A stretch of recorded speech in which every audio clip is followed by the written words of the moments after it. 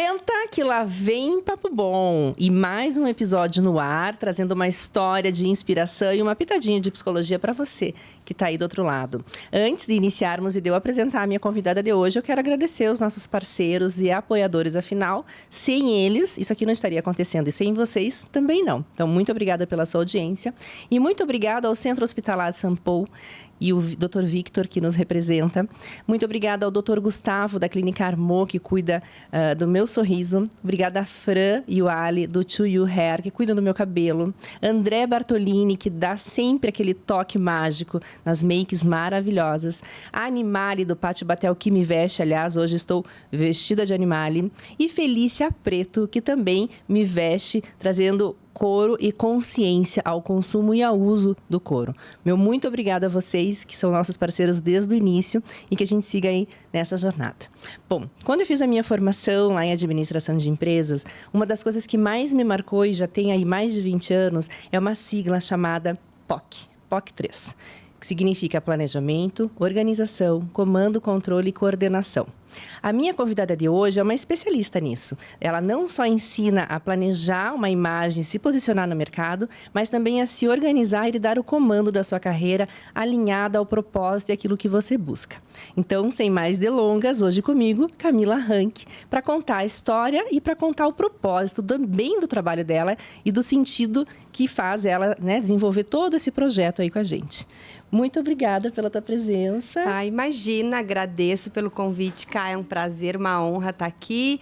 Espero que a sua audiência esteja presente e que eu possa contribuir de alguma forma com a minha trajetória, a minha história de vida. E vamos começar. Vamos começar. Então, para a gente dar início, eu vou fazer a pergunta clássica de sempre, né, do início, que é: o que te trouxe aqui a esse momento de vida que você está? O que me trouxe aqui? Eu acho que a primeira resposta que me vem à cabeça é a minha autenticidade. Eu sempre, óbvio que com amadurecimento um pouco mais forte, mas eu sempre tentei ser muito fiel ao que eu sou como pessoa, como personalidade, o que eu quero fazer. E fui em busca de encontrar um trabalho que eu pudesse ser autêntica, que eu pudesse ser eu mesma e, ao mesmo tempo, ter, né, uma carreira sólida, bem-sucedida. Então, o que me trouxe foi essa busca de cada vez ser mais autêntica comigo mesma, né? E essa autenticidade, ela vai fazendo com que você vá vivendo cada vez mais a tua verdade, né?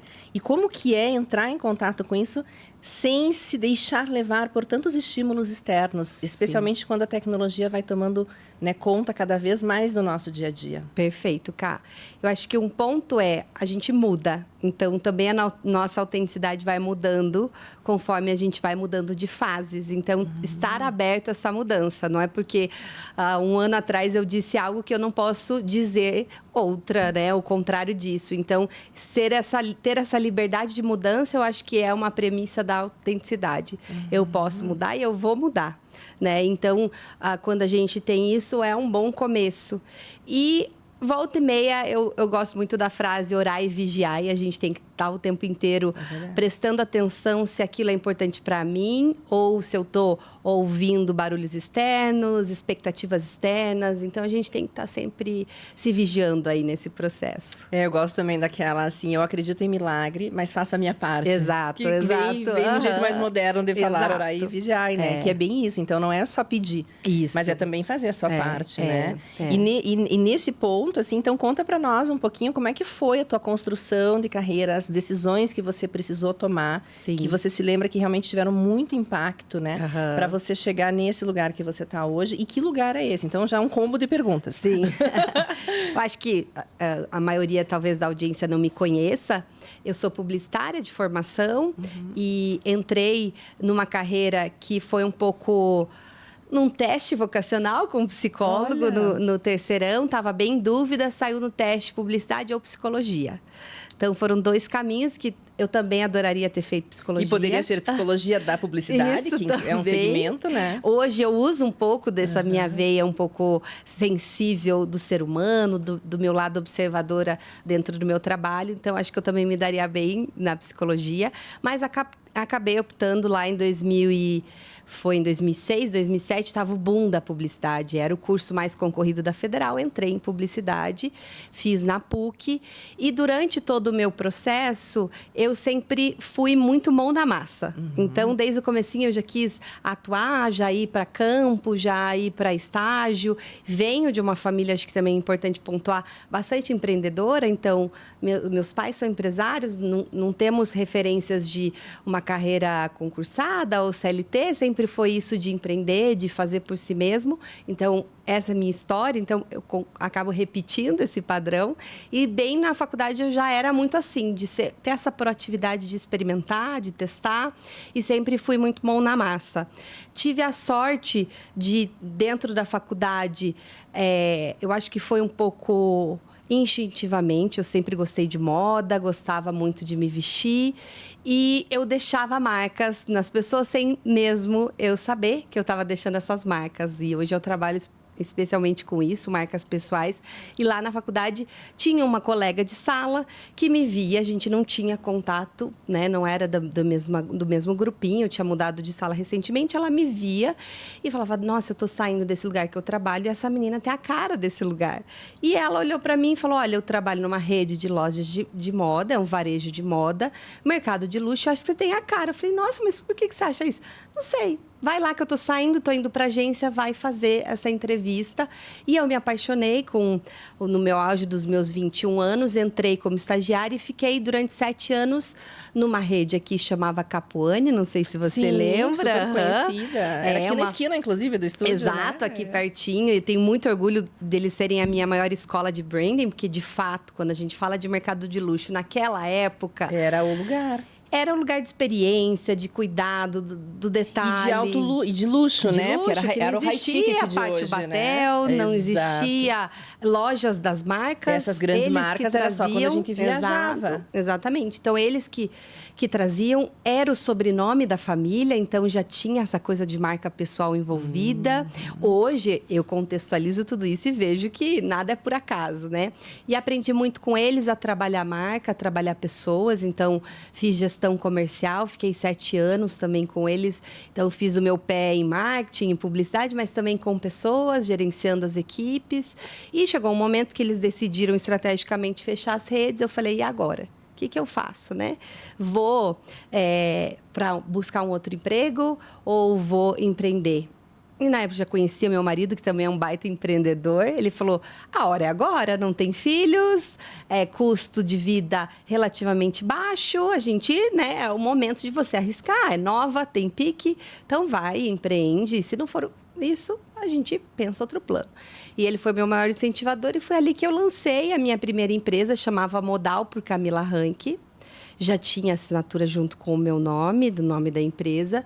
E eu comecei fazendo o que eu fazia dentro das lojas. Então, fazia o varejo de moda para marcas de moda. Tanto equipe de venda, vitrine, visual merchandising, campanhas.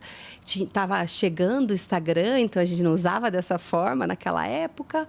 E comecei eu a fazer o meu movimento de marca, de novo, muito de uma forma espontânea.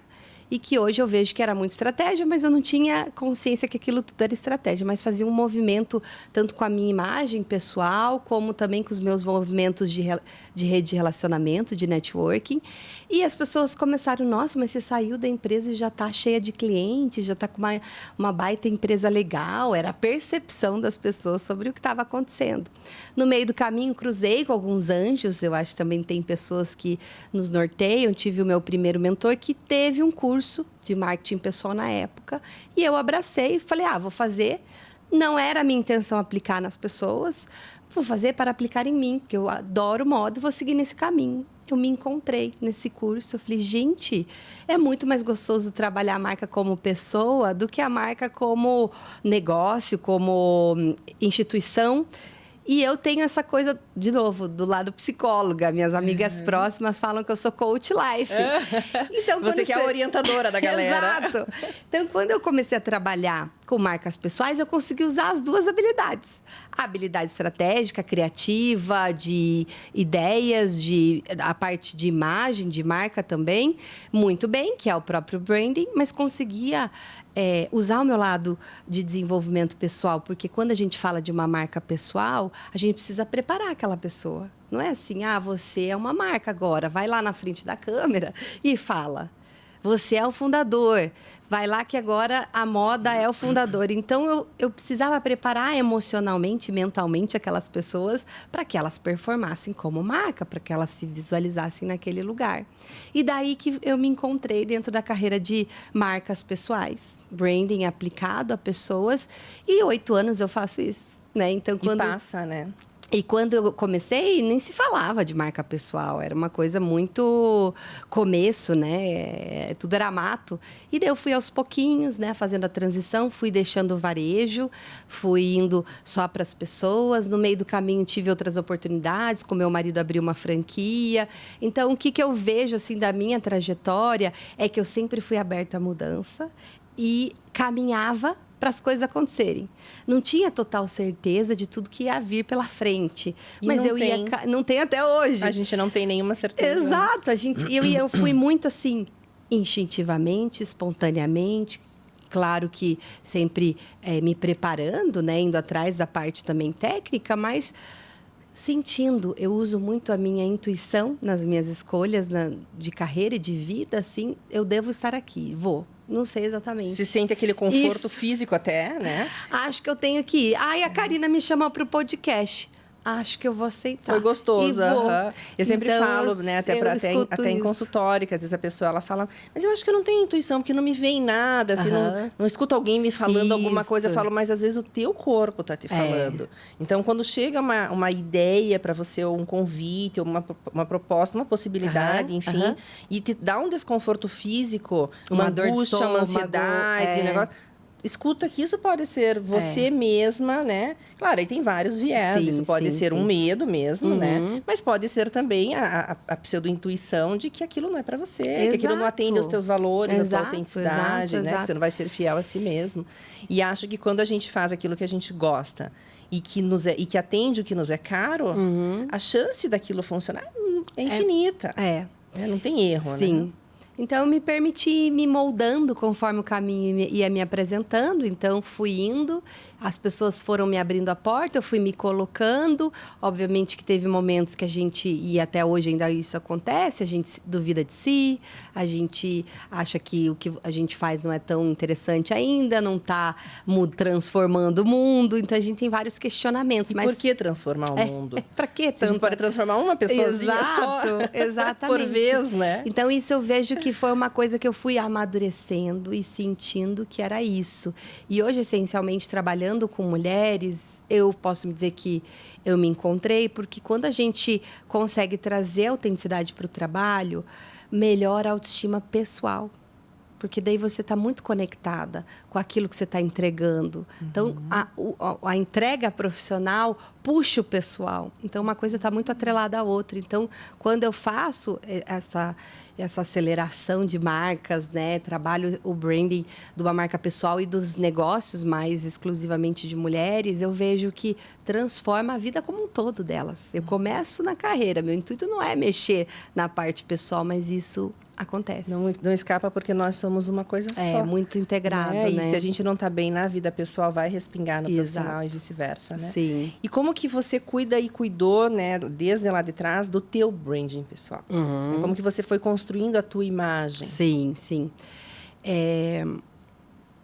Quando eu comecei, eu sentia que estava muito relacionada com os meus valores.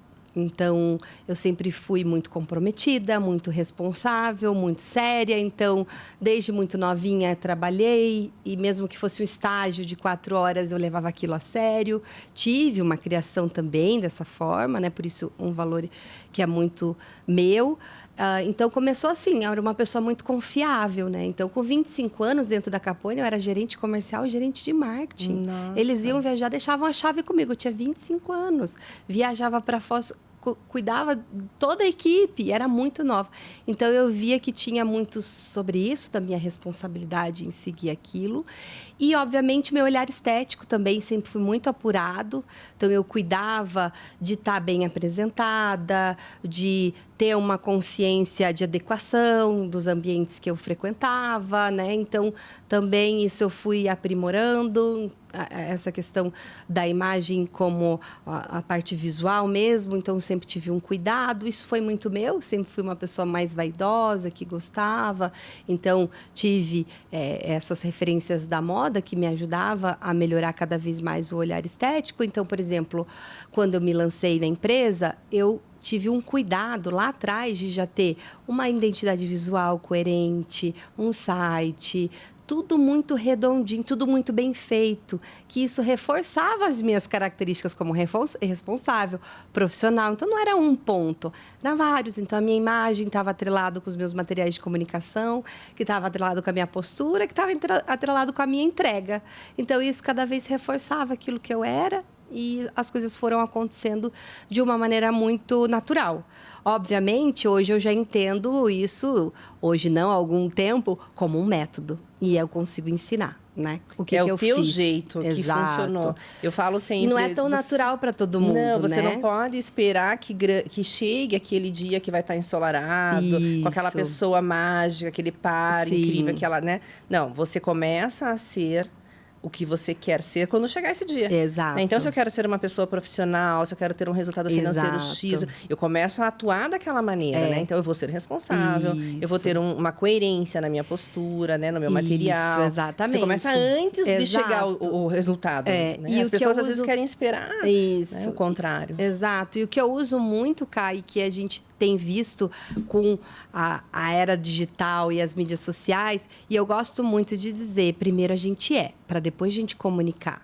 Hoje existe muito personagem, né?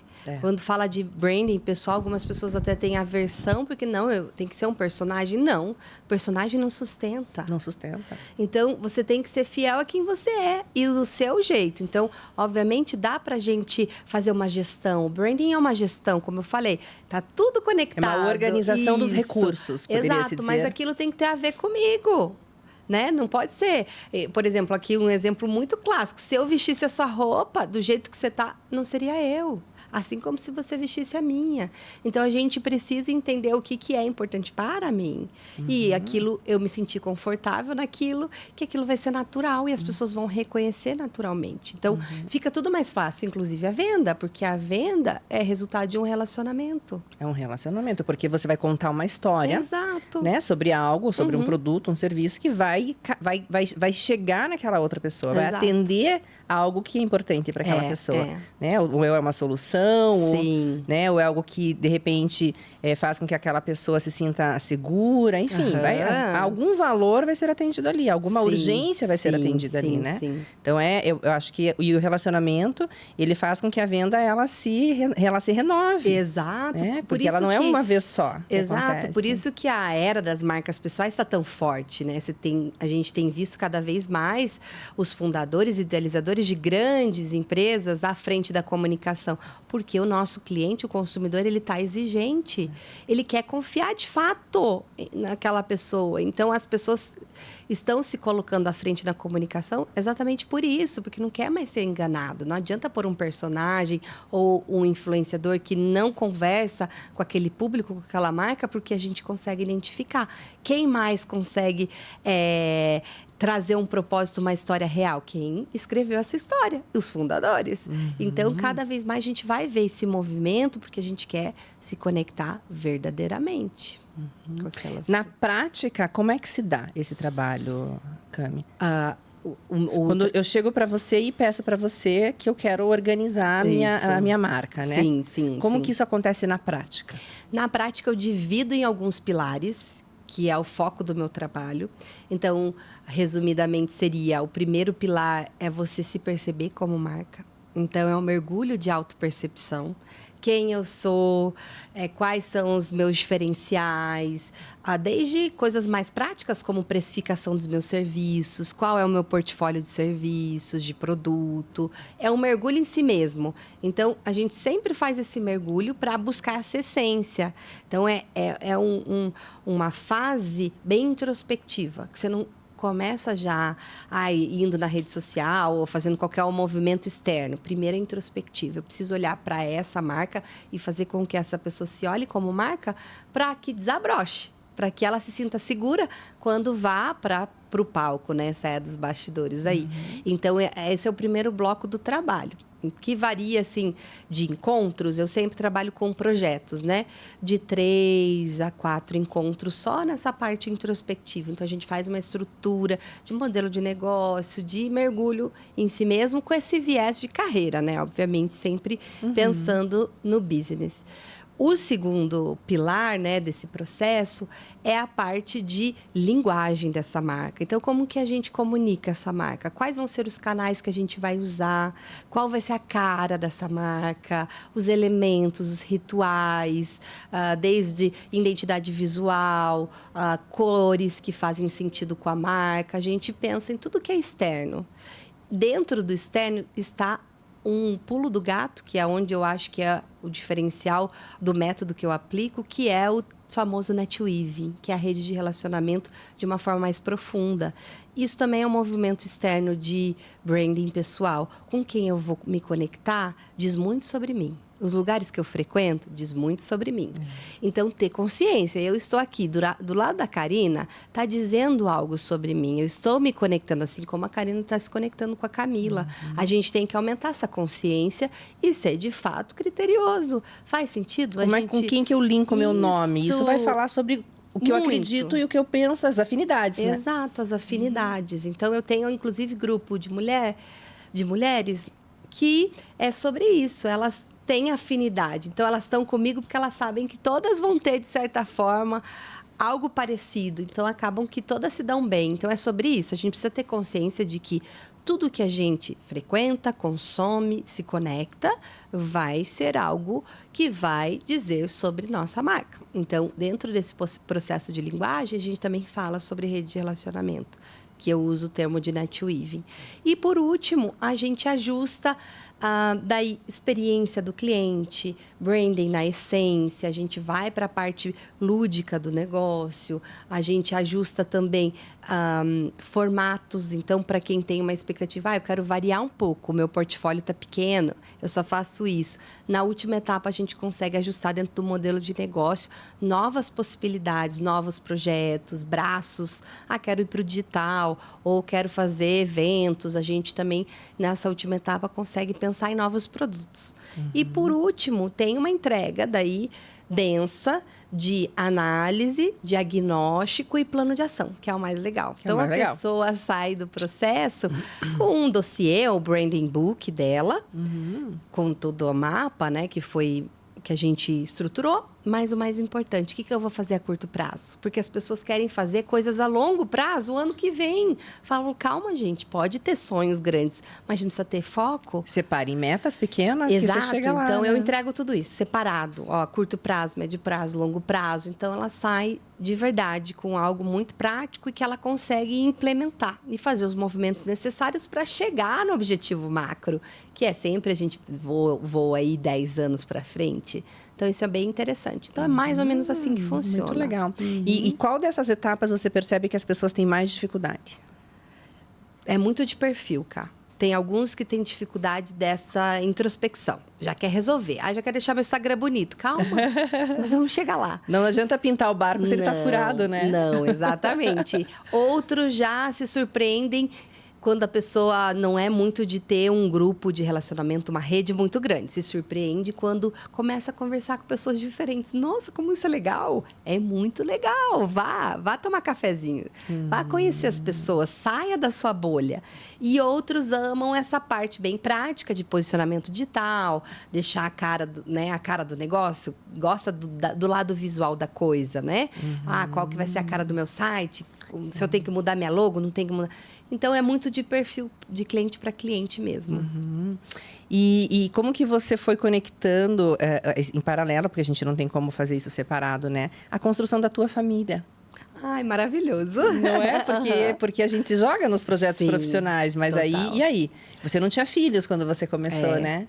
Não, e eu performo muito melhor hoje com 2 filhos. Não é? A gente acha, como é que pode, né? Eu tava até conversando hoje de manhã com a minha personal, ela falou assim, nossa, eu tenho um pouco de receio, ela tem um só. Que daí, quando eu tiver o segundo... Vai no flow. Eu vou diminuir ainda mais meu trabalho. Eu falei... não vou falar, não vou expor ela, mas eu falei, olha, eu trabalho hoje mais do que quando eu tinha um filho. É que custa o dobro. Também tem isso, a água tá batendo na bunda. Mas eu vou contar um segredo, porque os teus estão pequenos, né? E as minhas são adultas. A mais velha é 23 e a outra, a mais nova, Só 16. É. Daí agora sobrou, né? Então, eu nunca trabalhei tanto como eu trabalho hoje, com tanto prazer, porque eu acho que eu me sinto vivendo o privilégio do poder de escolha. Sim. Né? De ter podido escolher a carreira que eu quis, a área que eu quis, me debruçar a estudar isso, fazer parcerias que faziam sentido para mim. Sim. Não fazer parcerias por um tempo, ficar sozinha mesmo, né? Então, hoje eu olho e falo, ok, não quero que a minha vida seja somente trabalho, né? Faço outras coisas. Mas eu passo muito tempo do meu tempo trabalhando. Mas é bem isso, eu também trabalhei muito tendo duas. E um enteado ainda, então eram 3, né? Então, assim, para mim, os meus filhos foram força motriz. Eu fiquei muito mais produtiva, criativa, inclusive gestando. Foi onde eu tinha mais projetos novos, e literalmente gestava as crianças e os projetos. Mas você planejou isso, né? Você abriu a Modal e aí você já pensou, daqui 1 ano, 2 anos, você fez esse planejamento familiar? Como que se deu isso? Porque eu fui mãe no desejo, mas sem organização alguma, eu só fui. O meu foi assim. Eu queria já ter filhos logo, então casei, acho que deu 3 anos e já tive filho. Mas eu não sei se eu não planejei, porque eu sabia que eu teria flexibilidade. Então, quando eu empreendi, inconscientemente, já foi essa escolha. Então, eu sabia que eu podia editar o meu ritmo e isso já acontecia antes dos filhos. Então, por exemplo, a Modal existia, tivemos a oportunidade de trazer o cão velho para Curitiba. Eu segurei a Modal por 1 ano e fui trabalhar com o meu marido para a operação vingar. Então, foi aí que eu me validei também fora da moda. Eu falei, gente, gastronomia, nem cozinhar eu sei. Eu toquei. Nós temos funcionários até hoje que eu contratei na época. Isso aconteceu um pouquinho antes da pandemia, né? Exato, 2018. Um ano, 2 anos antes da pandemia, né? 1 ano e meio antes. Isso, então, isso que eu senti, sabe? Que eu já fazia esse manejo de tempo antes das crianças. Então, quando eu tive as crianças, foi interessante porque eu não sabia que tipo de mãe eu ia querer ser. Então, eu achei que eu seria aquela mãe que gostaria de ficar 1 ano sabático. E eu tinha esse privilégio de escolha. Vou parar e vou ficar 1 ano parada. Não consegui. Deu 7 meses, eu falei, eu preciso, isso faz parte... É muito forte e a maternidade foi uma transformação, não só comigo, mas com todas as mães. É um antes e depois. Então, eu senti um baque emocional muito grande de me encontrar a minha identidade. E o meu trabalho sempre foi a minha identidade. Então, deixá-lo já estava naquela confusão mental de puerpério, de criança pequena. E se eu não tivesse o trabalho para me reconhecer, eu acho que eu teria me perdido um pouco mais. Então, quando eu percebi isso, eu sou aquela mãe que vai, obviamente, até hoje, meus filhos são prioridade. A minha carga horária é bem mais reduzida do que quando eu tinha liberdade de tempo. Então, eu sou mais focada, mas é mais reduzido. A prioridade é eles, mas eu preciso ter isso acontecendo na minha vida. Então, eu demorei um pouco. Foram 7 meses eu digerindo. Mas será que eu quero voltar? Será que eu não quero? E ficava naquela coisa, naquela angústia de sentimento. Será que eu deveria estar aproveitando? Eu posso? Será que eu deveria ficar 1 ano? E daí as vozes externas. Nossa, mas é um privilégio. Fique 1 ano. Fica com o seu filho. Mas eu precisava voltar. Então, eu fiquei um tempo. O primeiro filho é mais difícil você reconhecer o instinto de fato. Então, eu demorei, mas aí eu percebi, gente, eu sou essa mãe. Para eu ser a mãe que eu sou com eles, eu preciso estar com um trabalho ativo, eu preciso estar as coisas acontecendo, eu sou uma pessoa criativa, então não dá para largar completamente. E daí que eu fui entendendo qual era o meu equilíbrio de trabalho e maternidade. Então, com o primeiro filho foi bem menos, então eu tinha um pezinho no trabalho, mas ficava bastante com ele. Eu tive o segundo filho logo na sequência, eles têm 1 ano e 9, então foi uma coisa meio atropelada. Então, eu falo que teve um vale na carreira ali, de uns 3 anos, que eu fiquei assim, só manutenção. Exato, tinha meus clientes. Isso eu vejo a importância de uma marca bem construída. Mesmo eu na manutenção, fazendo poucos movimentos, eu nunca perdi fonte de renda, clientes entrando, reconhecimento das pessoas. Nunca fui esquecida. Eu sei que isso é uma das questões que algumas pessoas têm. Nossa, mas se eu parar ou se eu diminuir, vão me esquecer. Pelo contrário, as pessoas respeitavam aquele tempo, estavam ali, né? Quem tinha essa disponibilidade de ter um pouco de paciência com as... topava, né? E daí, com a chegada do meu segundo filho, foi um baque diferente. Não teve essa questão emocional de primeira viagem, mas meu filho veio com uma fissura labial e no palato. Então, ele veio abertinho o lábio e o céu da boca. E eu sempre fui aquela pessoa que valorizava muito a imagem, a estética. E recebi um filho de presente que me questionou sobre a perfeição da coisa. Até eu me emociono. E eu entendi que aquilo era uma missão, levar para as pessoas sobre essa diversidade. E eu contei a história dele como uma marca pessoal. E, de fato, ele tem uma marca, uma cicatriz, muito atrelada ao meu trabalho. Então, aquilo desabrochou em mim. Falei, gente, é isso. A potência da autenticidade, de você se reconhecer, de você integrar as pessoas. Ele tem uma diferença física, é muito pequena, mas tem diferenças que são emocionais, diferenças de tantas formas, e a gente precisa descaracterizar esse perfeito, esse culto à imagem perfeita, que eu tinha um pouco isso, e com ele eu fui aprendendo um outro olhar, né, para essas questões. Que aí não é você se embalar numa embalagem perfeita, mas é você se apropriar das tuas forças. Exato. Né? Que eu acho que talvez você me contando me emociona nesse aspecto também, de como nós somos duros e rigorosos com a gente. Sim, exigentes. Como a gente se judia. Exato. Né? Nessa cobrança excessiva, que é claro, ela é retroalimentada por uma cultura, mulheres, né, por uma sociedade. Muito. Então, quando você para a tua carreira, quando você vai lidar com as tuas emoções, da chegada do teu filho, com essa sutileza, né? Mas também de se oportunizar nisso para se transformar, para evoluir, para transmutar. Exato. Né? Então, eu recebi aquela, né? Ele é um presente, um ser iluminado. E eu falei, gente, é isso. Eu tenho que mostrar que... longe de ser perfeita, a nossa vulnerabilidade conecta. E eu tinha muito essa coisa de não contar o que difícil que estava acontecendo. E foi ali que eu comecei a ser mais eu, inclusive nas minhas redes sociais. Contei a história do meu filho, eles eram trigêmeos, a história dele é bem bonita, inclusive tá lá, quem quiser. Então, conta para nós um pouquinho. Eles eram trigêmeos, era uma gestação natural de trigêmeos idênticos. Então, e eu fui perdendo um por um. Então, aquilo foi, assim, muito simbólico. E ele veio ainda com uma marca da história dele, sabe? Então, eu olhei aquilo e falei, gente, é por um propósito. E eu sei que escuto histórias, né? E principalmente, né? Mais no passado, hoje em dia mudou muito isso. Tinha muito preconceito do fissurado, as mães escondiam, e tinha todo esse tabu, né? Então, eu falei, gente, já que eu sou uma pessoa que me exponho, eu vou expor ele e contar essa causa tão bonita, né? Então, daí eu comecei a contar a história dele, trouxe para minha comunicação a minha vulnerabilidade, trago isso também, de ser preocupada com a imagem, como isso mudou, né? Então, a imagem é um ponto e tem imagem de tudo quanto é jeito, né? Esse mito de o que é a beleza, o que não é, também comecei a me questionar.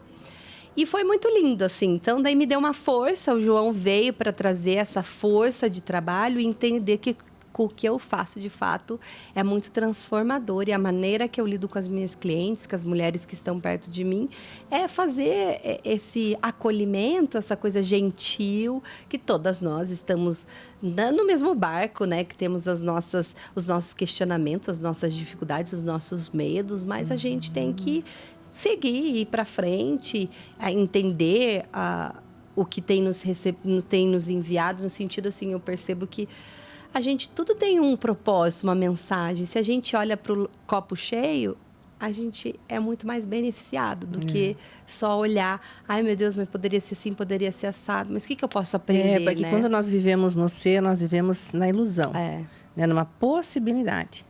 E isso é muito solto, é muito Sim, etéreo. sim. E quando a gente vive nessa soltura, é Sim. onde a gente se perde a clareza, a visão Sim, geral da nossa sim. vida. Agora, quando a gente começa a olhar pro é isso, é o fato, é a Sim. pessoa, é a oportunidade, então a gente consegue colocar os pés no chão. Sim, E sim. consegue traçar uma linha do Exato. tempo, né? Uma visão geral do que Sim. vem, do que pode ser, de quem Sim. eu sou, do que eu posso, do que eu consigo, do que eu não consigo. Sim, exatamente. E aí, quando eu determino, olha, aqui é um lugar frágil, eu posso ter ajuda.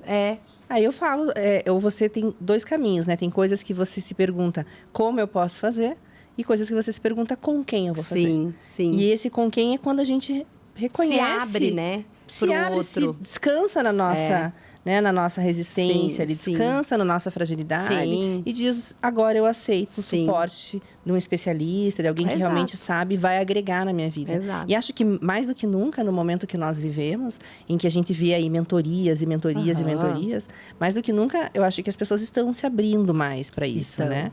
Por isso que eu acho que é muito importante isso que você fala, das conexões e das parcerias. A gente ter realmente esse cuidado, nem que seja uma ilusão nossa, achar que a gente escolhe, porque eu não sei se a gente escolhe tanto, né? Mas que a gente escolha realmente fazer essas parcerias por aquilo que a gente acredita. Sim, sim, Né? sim. Claro, às vezes no decorrer do tempo você vai perceber que existem coisas que não apareciam, mas a gente discorda e também dá para desfazer. Exato. Mas esse mudar, cuidar, né? Como eu falei. Mudar. Porque a mudança, ela vem também da maturidade que a gente vai adquirindo, do conhecimento que faz com que os nossos critérios também se alterem. Sim. Né? Então, se antes eu sabia uma coisa, eu tinha um critério. Exato. Aí eu vivi a experiência, tive outro conhecimento, fiz trocas, eu desenvolvi mais critérios para Sim. aquilo. Aí eu posso também dialogar sobre aquelas verdades prontas, sim, né? Sim. E mudar toda a tese da coisa, né? Exato, exato. E como que você vê o impacto, então, emocional, especialmente você trabalhando com mulheres, né? De tanta cobrança social e também desse...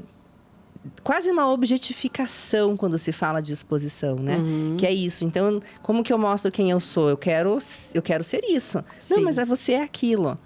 Como que você vê o impacto emocional nessas mulheres? E eu acho que eu parto do princípio de um respeito. Então, ao estado daquela, né, a mulher que chega até mim e a trajetória dela. E o que eu tento desconstruir, esse tem que se expor dessa forma. Me falaram que é por esse caminho. Então, acho que o que eu vejo é essa questão de desconstrução. Então, já parto, não tem que nada. A gente precisa se expor, porque o teu trabalho é inerente ao teu trabalho, tem coisas que são inerentes, mas vamos encontrar a tua forma, né? Então, eu vejo que o impacto emocional é no sentido assim, ela me escuta. Eu, de fato, posso trazer, não vai ser bobo ou julgado. Nem feio, nem errado, feio, né? ou, né? Enfim. Então, essa escutativa, esse acolhimento, esse respeito pelaquele ser humano, pelaquela mulher, pelaquela história, pelas dificuldades ou pelas conquistas. Então, é uma via de mão dupla. Eu aprendo com elas, elas aprendem comigo e a gente constrói algo que faça sentido para aquela pessoa. Hoje, a gente tem muitos desafios nesse mercado competitivo, né, Ká? Então, tem profissionais de todas as áreas, ninguém vai inventar roda também, não tem mais isso, vão me copiar. Gente, pelo amor de Deus. Tem tanta recriação hoje, e tem público para todo mundo, né? Exato. Tem para todo mundo. Então, assim, tem para todo mundo. Eu não acredito em concorrência, de fato não acredito. Eu também não acredito. Por isso que eu tomo cafezinho com pessoas que trabalham e sugiro, vá tomar cafezinho com... Eu acredito em troca. Exato. Então, não tem porquê. Então, mulher também tem muito essa questão de se colocar na competição. Eu tento quebrar isso com as minhas clientes. Não existe isso só te atrasa. Então, vamos pensar numa maneira colaborativa, respeitosa, que funcione para você. O que vai funcionar para ela é outro esquema. Então, a gente sempre tenta ir para a individualidade de cada cliente, de cada mulher ali na minha frente. Eu sinto que o maior benefício que elas recebem é esse acolhimento, esse respeito e, principalmente, que é o que você falou, clareza.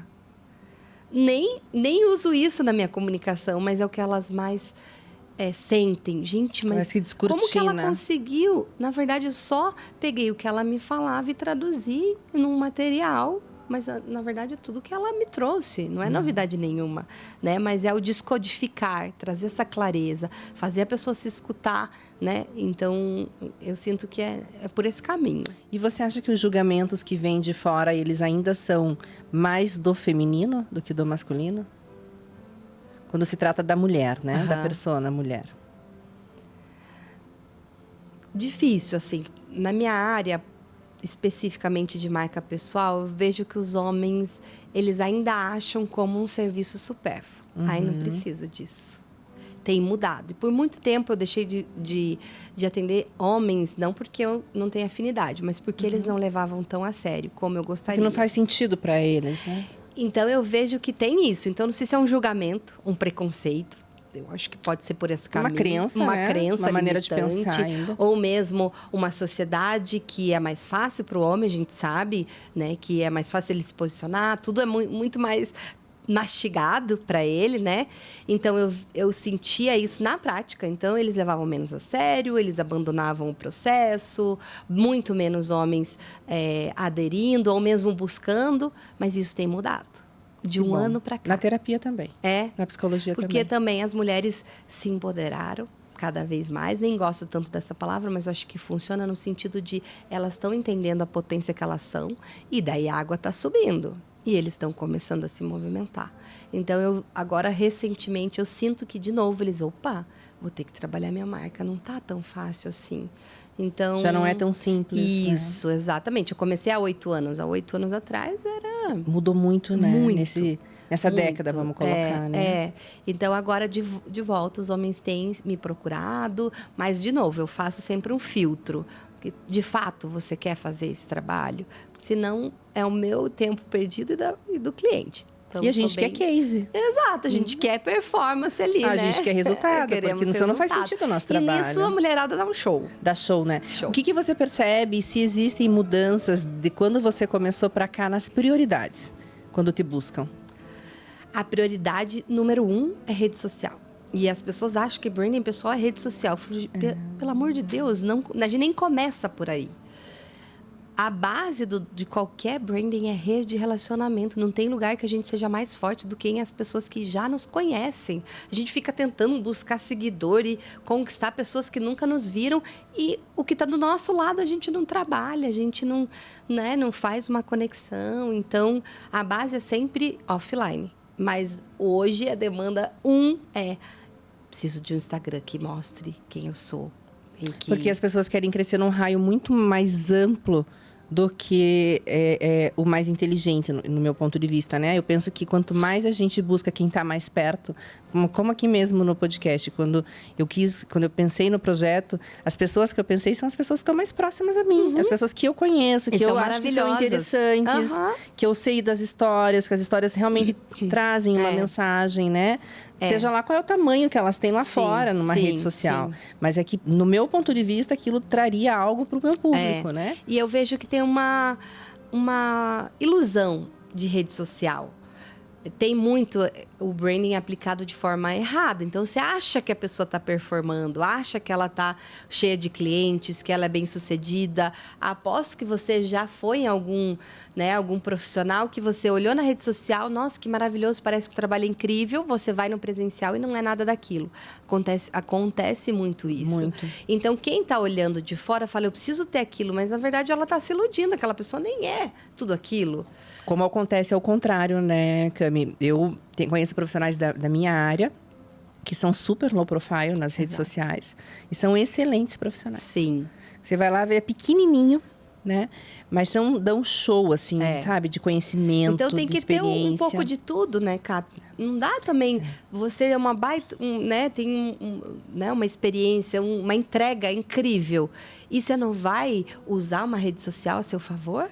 Então, e isso pela velocidade que as pessoas acreditam de alcance, que elas acabam querendo nutrir mais a internet do que as relações reais no físico. Porque você tem um tempo limitado, né? Você tem 24 horas por dia, eu tô só aqui, eu não consigo estar aqui e em outro lugar. Em uma reunião com alguém, né? Isso, então assim, querendo ou não, vai demorar um pouco mais, leva mais tempo no offline, mas eu tenho clientes que só trabalham offline, tá tudo bem.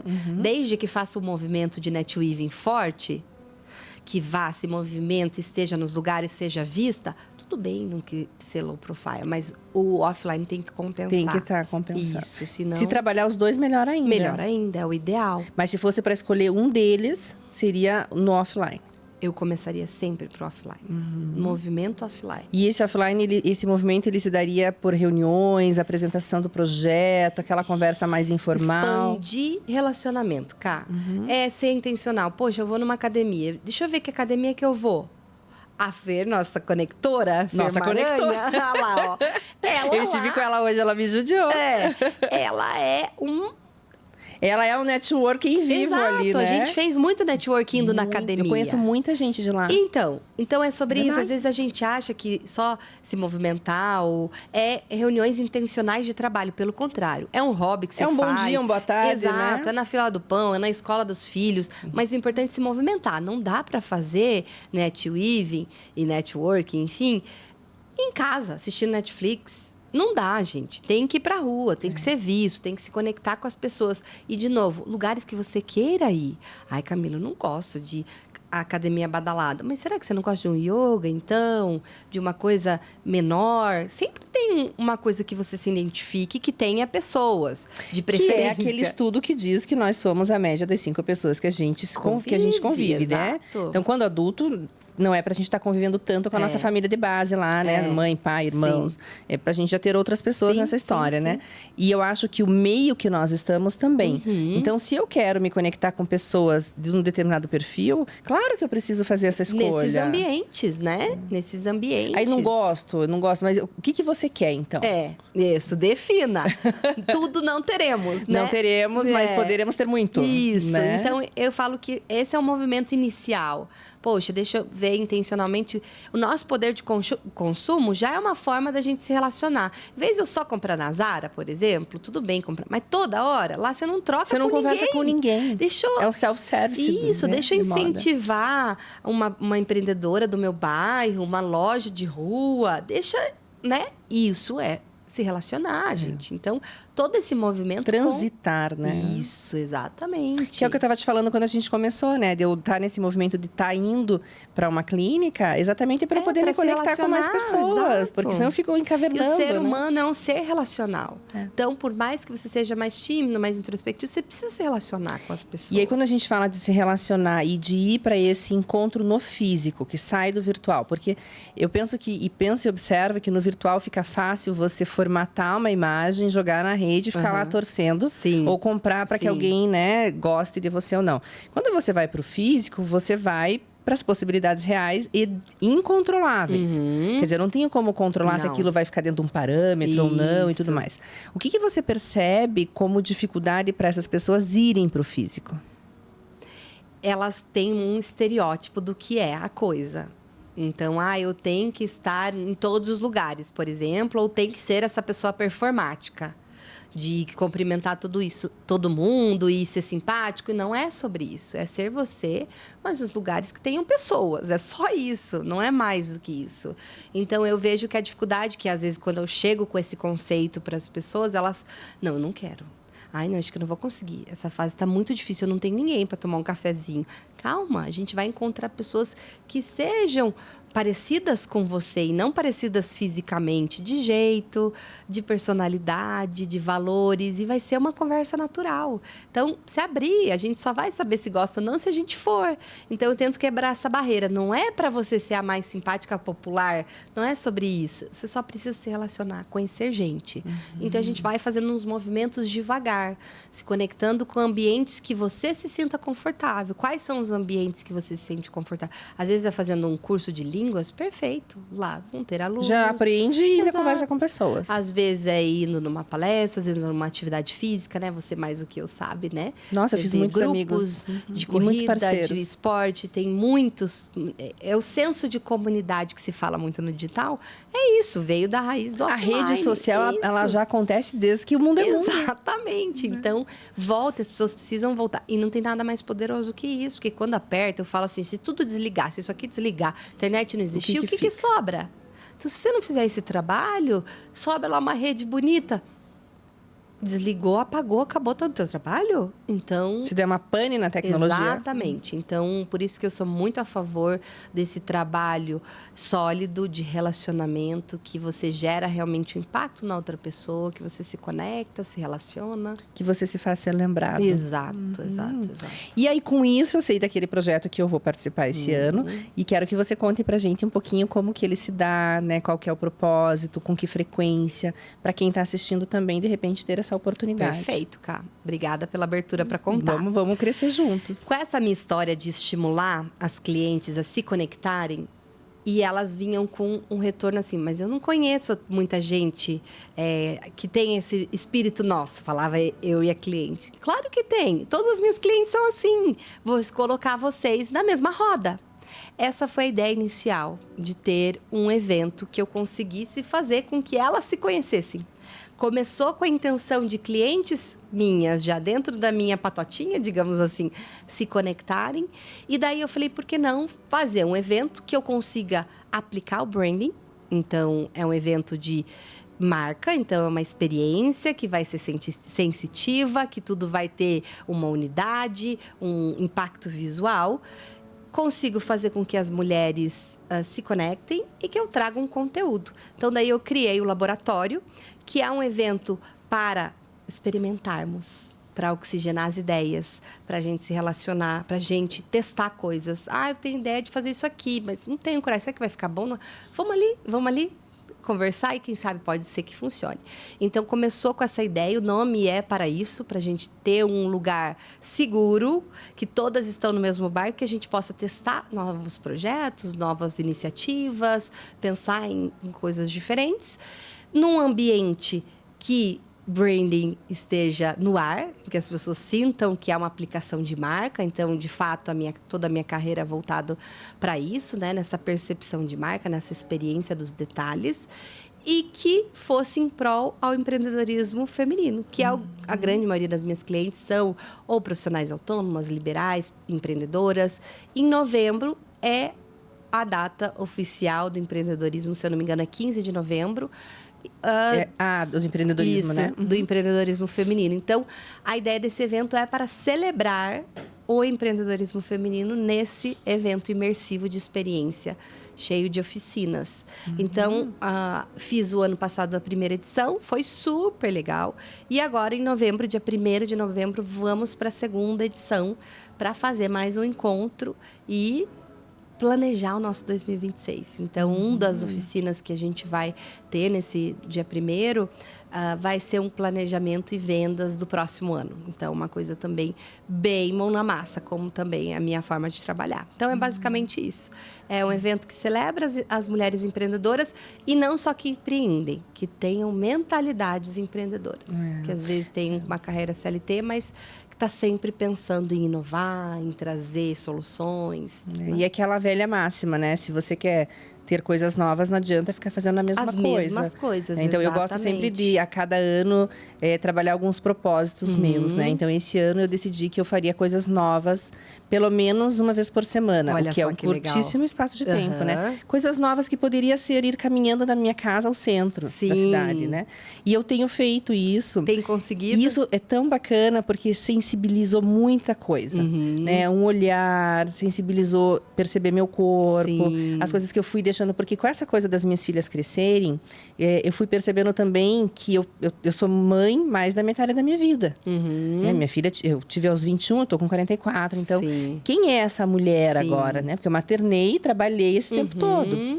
Então, aí também, voltar a lugares antigos, é um outro olhar, num outro momento. E acho que acho que fica essa mensagem, né, para mim, nessa nossa conversa, que todo o tempo a gente precisa estar investindo a nossa atenção ao novo. Né? Exato. Que pode ser uma coisa muito simples, como, por exemplo, mudar a rota do trabalho no dia a dia. Né? Ou tomar uma bebida diferente, ou comer algo que ainda não comi. Coisinhas sutis no dia a dia, né? E aí a gente vai caminhando, então, pro encerramento desse papo bom, que eu já sabia que delícia, que seria vamos bom, ficar a noite não inteira.